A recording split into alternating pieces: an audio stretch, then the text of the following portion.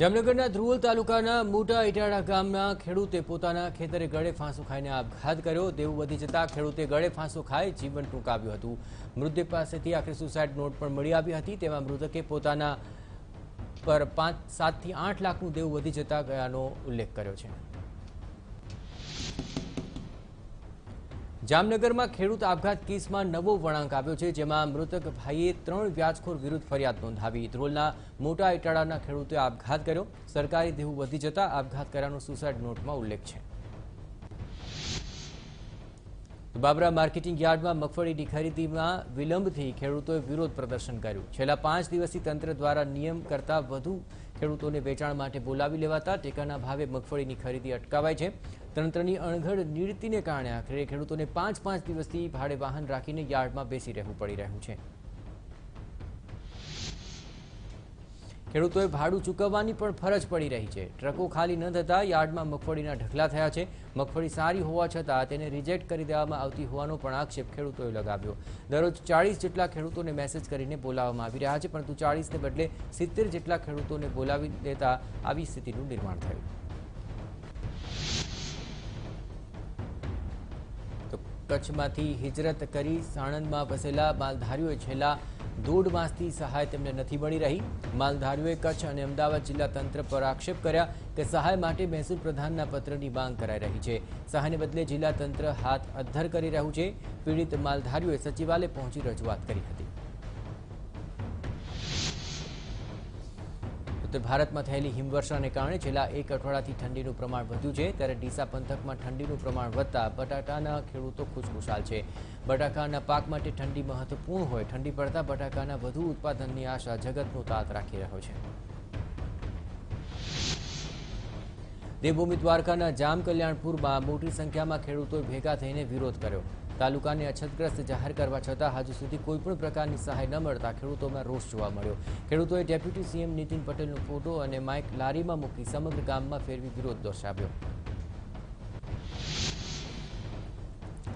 દારૂબંધીના અમલના દાવાની વચ્ચે કોંગ્રેસના ધારાસભ્ય અલ્પેશ ઠાકોરે રાજ્ય સરકાર અને પોલીસ પર ઉઠાવ્યા સવાલ। 31મી ડિસેમ્બરમાં દારૂની રેલમછેલ ન થાય તે માટે રાજ્યની પોલીસ સતર્ક બની, જોકે રાજ્યમાં દારૂ ઘુસાડવાનું હજુ પણ યથાવત છે। તો અલ્પેશ ઠાકોરે આરોપ લગાવ્યો કે રાજનેતા અને પોલીસની મિલીભગતથી દારૂ ઘુસાડવામાં આવે છે અને બંનેની મિલીભગતને કારણે વેચાણ થઈ રહ્યું હોવાનો આક્ષેપ કર્યો। દારૂબંધીના કડક અમલ પર ઈચ્છાશક્તિનો અભાવ હોવાનું અલ્પેશ ઠાકોરે જણાવ્યું હતું।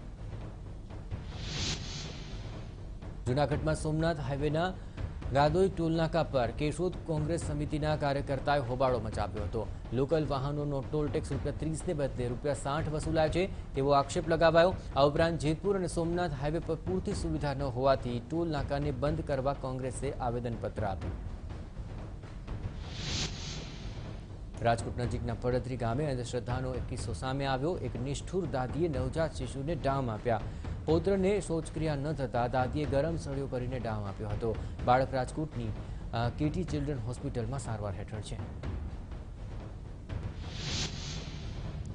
તો બાળકને ડામ આપવાના મામલામાં તબીબોનું અનુમાન છે કે બાળકના જન્મ વખતે પડતરી હોસ્પિટલના તબીબોએ બેદરકારી દાખવી। બાળકને 2 દિવસ સુધી શૌચક્રિયા ન થતાં દાદીએ 4 દિવસના પૌત્રને ડામ આપ્યો હતો। સુરતના પાંડેસરામાં વ્યાજખોરોના ત્રાસથી આત્મવિલોપનનો પ્રયાસ કરનાર આધેડનું સારવાર દરમિયાન મૃત્યુ થયું।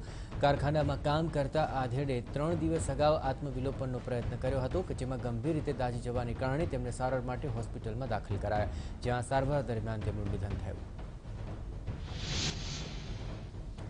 અમદાવાદના ચાંગોદર પોલીસની હદમાં આવેલા ગોકુલધામ બંગલામાં ગ્રામ્ય એલસીબીએ દરોડાની કાર્યવાહી કરી, જેમાં જુગાર રમતા 11 લોકોની પોલીસે ધરપકડ કરી। પોલીસે કાર અને મોબાઈલ સહિત 1,31 લાખથી વધુનો મુદ્દામાલ કબજે કર્યો। ભાવનગરના સિંહોરમાં આવેલી એકતા સોસાયટી પાસેથી જીવતા સેલ મળી આવ્યા। એકતા સોસાયટી પાસે આવેલા હેલિપેડ ગ્રાઉન્ડ પાછળથી આ જીવતા સેલ મળી આવ્યા હતા, જે પૈકી એક સેલ ફાટતા બાળકને સામાન્ય ઈજા પહોંચી હતી। અમદાવાદમાં રિવરફ્રન્ટ પોલીસે 45 લાખના સોનાના દાગીના સાથે એક શખ્સની કરી છે અટકાયત। આ શખ્સ બિલ વગર સોનાનો મોટો જથ્થો એક્ટિવામાં લઈને જઈ રહ્યો હતો। એ દરમિયાન પોલીસે તેની અટકાયત કરી લીધી અને પૂછતાછ હાથ ધરી।